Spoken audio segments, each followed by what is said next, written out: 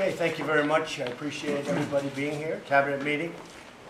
And this looks like it will probably be our last cabinet meeting until the new year, but who knows? You never know what happens with cabinet meetings. We've had some really great and productive ones, and this will be one of celebration because of what took place last night. We had a historic victory for the American people. It'll go through final passage today in the House. Then the congressmen and women and the Senate will be coming over, the Republican Senate. Unfortunately, the Democrats don't like to see tax cutting. They like to see tax increases. And they like to complain, but they don't get it done, unfortunately. But they complain a lot. So we're going to have the Republican senators come over. We're going to have the Republican members of the House come over. We're going to have a news conference. And people are starting to see how great this historic victory was. The passage of the massive tax cuts and reform. It's a lot of reform in there, but the tax cuts supersede. And I said very specifically, use the word tax cuts. You know, for 34 years, they've been trying to do this, and they haven't, and they use the word reform. Well, there is reform, but I said we're going to be talking about tax cuts. The heart of our bill is a tremendous amount of relief for the middle class, including a doubling of the child tax credit and a nearly doubling of the standard deduction. That's going to be tremendous for people. They're going to start seeing the results in February. This bill means more take-home pay. It will be an incredible Christmas gift for hardworking Americans. I said I wanted to have it done before Christmas. We got it done. I want to thank all of the leaders. I want to thank Mitch McConnell. I want to thank Paul Ryan and so many other people. And we'll go through the official ceremony in a little while when they come over to the White House. But we have a tremendous amount of talent in the House, a tremendous amount of talent in the Senate. I can tell you that. And they love this country. The bill also includes a new family tax credit for dependents. It makes the vast majority of family farms and small businesses exempt from the estate tax. The estate tax was killing the farmers. They were forced to sell farms at bargain basement prices. They don't have to do that anymore. And it brings overseas corporate profits back to the United States. Our plan also lowers the tax on American business from 35% all the way down to 21%. That's probably the biggest factor in this plan. We become competitive all over the world. Our companies won't be leaving our country any longer because our tax burden is so high, because now we're down toward the lower end of the spectrum as opposed to being the highest. We were the highest. And it's really, above all else, it's a jobs bill, because these corporations that are already coming into the country, but they're going to start pouring into the country, it's about jobs, and they're going to build some really great companies and a lot of jobs. We've already created over 2 million jobs since the election. The stock market, as you see, it's at an all-time high yet again. I think that's 86 times since I got elected. 86 times we're at an all-time high. Unemployment is at a 17-year low. We've liberated the American economy from Washington overreach, cutting 22 regulations for every one new regulation, the most in history by far. We've cut hundreds and hundreds of regulations, allowing people to have their businesses, work their businesses, and hire people. And we still have plenty of regulation. Don't worry, we have plenty of regulation. Regulation's not the worst thing, but over-regulation was stifling in our country. Couldn't do anything. We've unleashed U.S. military might on ISIS, and today the coalition to defeat ISIS has recaptured nearly 100% of the territory once held by the terrorists in Iraq and Syria. We're close to 100%. We'll be finished pretty soon with the ISIS situation in those two countries. And we're making it very difficult for them to come here, believe me. We're fighting that very hard, Homeland Security and our great military. We're restoring immigration enforcement at levels that our country has never seen before, and taking the fight to the criminal gangs like MS-13, where we're decimating those animals. They're animals. What they do is horrible, horrible. And we're making the immigration system work for Americans, but we're cleaning out towns of those MS-13 gangsters. That's why we're calling on Congress to fund the border wall, which we're getting very close to. We're working on that. We have a great wall. We put up, as you know, 6 different varieties of wall. We want to be able to see through. We have a lot of help from the Border Patrol and from the ICE agents. We're getting their input on the wall because who knows better than them? But we want vision. We want to be able to see through who's on the other side of the wall. And we have some wonderful prototypes that have been put up. And I may be going there very shortly to look at them in their final form. And we'll be building the wall, and we'll be doing lots of other things. We will, very importantly, be funding and closing the loopholes that undermine our enforcement, and we will get rid of chain migration and the visa lottery program. We have a lottery program where we take in a lottery people from other countries. In some places, we are bringing in some very bad people. And through chain migration and through the lottery, the man that ran over people on the West Side Highway in Manhattan a month ago, 2 months ago, he came in through the visa lottery. We don't want this group of people anymore. People met him in the neighborhood. They all said he was horrible, nasty, mean, wouldn't talk to people. They could see it coming. They could actually see it coming. When they went back to his area where he lived, they could see it coming. They said, what's he doing here? Well, when we take people to the lottery, they're not putting their best people in the lottery. It's common sense. They're not saying, oh, let's take our best people and let's put them into the lottery so that we can send them over to the United States. No, they put their worst people into the lottery. And that's what we get in many cases. So that's not going to be happening anymore. We're going to end it. So we're ending the lottery. We're ending the chain migration, where in his case, they say he might have had up to 24 people come in with him indirectly. Aunts, uncles, cousins, grandfathers, grandmothers. And they come in because one guy gets in, then you bring the whole family. And not a lot of jobs there either, I want to tell you. Not a lot of working jobs. We're rebuilding our nation, we're rebuilding our confidence, and we're standing in the world as a different country. We're being respected again. Today, the entire world can see that America is coming back, and America is coming back rapidly and strongly. They see that with what's going on economically. This is even before the tax cuts have been approved. And I have to say that a lot of people thought the tax cuts have been approved. I heard a couple of our folks, Steve and Gary and a few others this morning, and they're thinking that the market hasn't fully digested what they've got here. I don't think the market's even begun to realize how good these are, like, for instance, full expensing and other things. We have things in there that is so incredible. One of the great things is bringing back perhaps $4 trillion back into our country. $4 trillion of money that we couldn't get back because of our tax code and because of regulation. We were unable. That money now can flow back into our country and produce jobs and go into our companies where they want to spend it. They want to spend the money here. They weren't allowed to.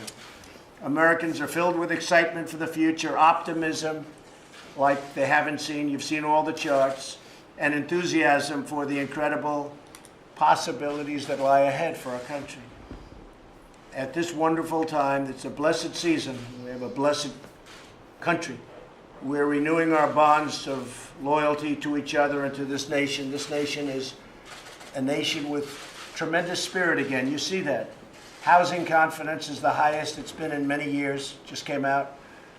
Manufacturing, the highest level of confidence they've had since they started doing it many years ago. And business, it has the highest level of confidence. So we're doing a lot of things. So we'll be meeting again. The cabinet will be meeting again shortly. But we have done a job like no administration has done. We get the final passage, and we are waiting for that final passage. As you know, we do have to go through one more vote in the House, and that's being done virtually as we speak. So when that's done, you add all of that to what we've done in terms of regulatory, in terms of military. As you know, we're going $700 billion for military. We're rebuilding our military. We cannot have a weak military in this time and age. So we're rebuilding our military. But when you add it all up together, and then you add two things, the individual mandate is being repealed. When the individual mandate is being repealed, that means Obamacare is being repealed because they get their money from the individual mandate. So the individual mandate is being repealed. So in this bill, not only do we have massive tax cuts and tax reform, we have essentially repealed Obamacare, and we'll come up with something that will be much better, whether it's block grants or whether it's taking what we have and doing something terrific. But Obamacare has been repealed in this bill. We didn't want to bring it up. I told people specifically, be quiet with the fake news media because I don't want them talking too much about it, because I didn't know how people would. But now that it's approved, I can say the individual mandate on health care where you had to pay not to have insurance. Okay, think of that one. You pay not to have insurance. The individual mandate has been repealed. The other one is ANWR. So a friend of mine who was in the oil business said, I can't believe it, ANWR. They've been trying to get it for 40 years. 40 years, and I didn't know that. We have ANWR. We're going to start drilling in ANWR, one of the largest oil reserves in the world that for 40 years this country was unable to touch. That by itself would be a massive bill. It'll be one of our biggest oil reserves. It's one of the biggest in the world.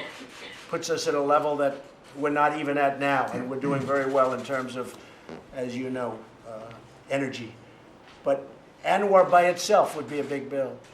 But that's when it hit me, when he said, you know, they've been trying to get that, the Bushes, everybody, all the way back to Reagan. Reagan tried to get it. Bush tried to get it. Everybody tried to get it. They couldn't get it passed. That just happens to be here. And we did that at the request of the two great senators from the state of Alaska, which is a very special place. But I will tell you, ANWR is a big, big deal.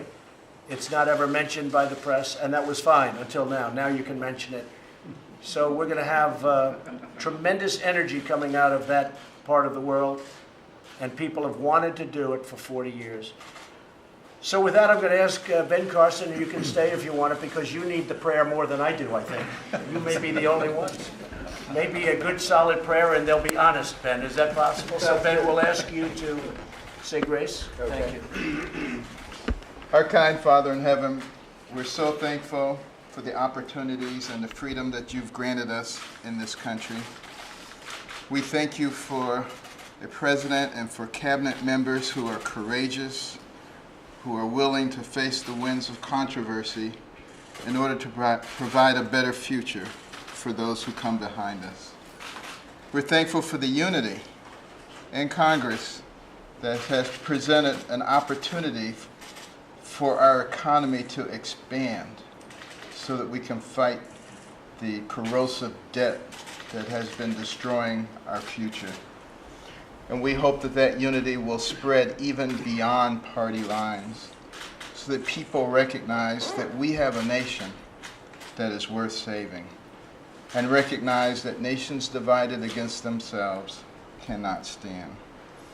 In this time of discord, distrust, and dishonesty, we ask that you would give us a spirit of gratitude, compassion, and common sense, and give us the wisdom to be able to guide this great nation.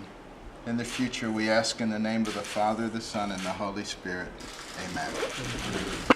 Thank you, Ben. Thank you very much. Mike, would you like to say a few words? Well, I appreciate it, Mr. President. As I told you last night, shortly after the Senate vote, I know I speak on behalf of the entire cabinet and of millions of Americans when I say congratulations and thank you. Thank you. Thank you for seeing through the course of this year an agenda that truly is restoring this country.